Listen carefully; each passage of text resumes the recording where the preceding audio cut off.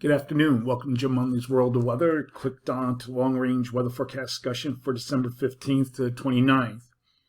We're going to first start off with December 15th to the 19th. You see the this is the European forecast of the the AO, and you see it's negative.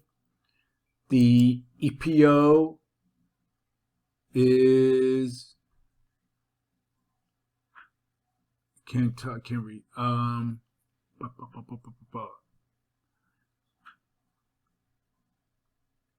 Oh, it's near neutral, and the NAO is negative, and the PNA is positive. So what this means, we'll see the effects as we get in later into the period. We'll look at the GFS. This has the PNA negative, Arctic Oscillation negative,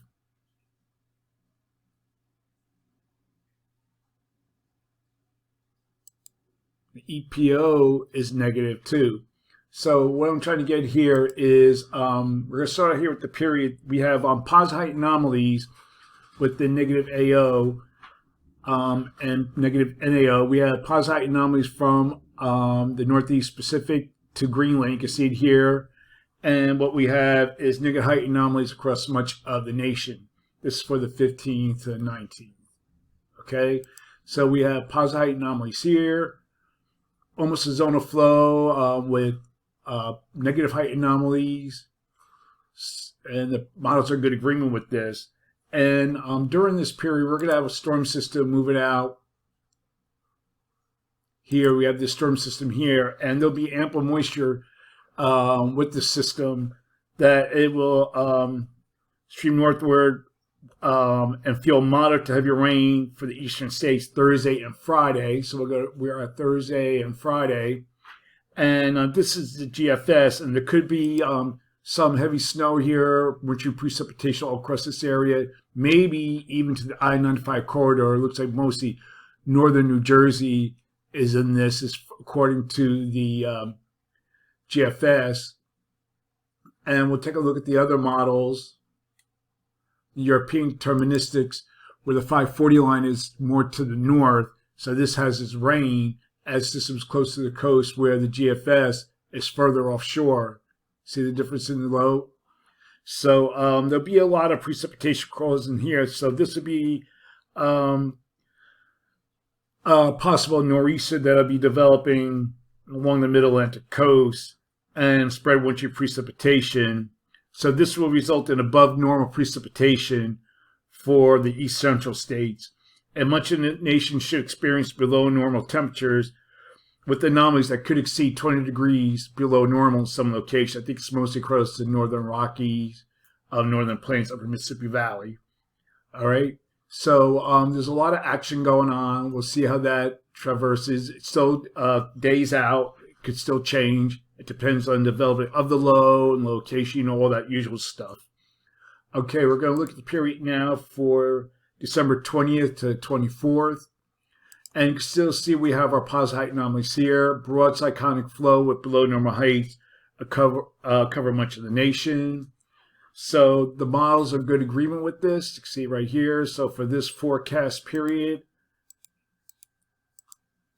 I am calling for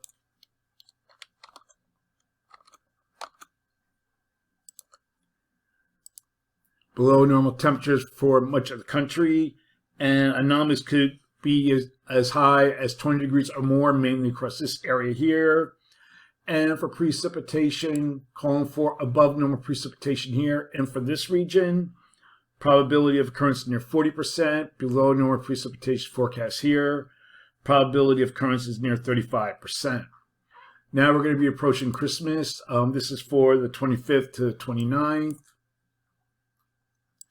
And still we have a broad cyclonic flow remains across the country, but we notice our positive anomalies here kind of lift out and weaken across Greenland, and we have a ridge building into the West Coast, which is in good agreement with with all the models, even the European ensembles. So for this forecast period, I'm calling for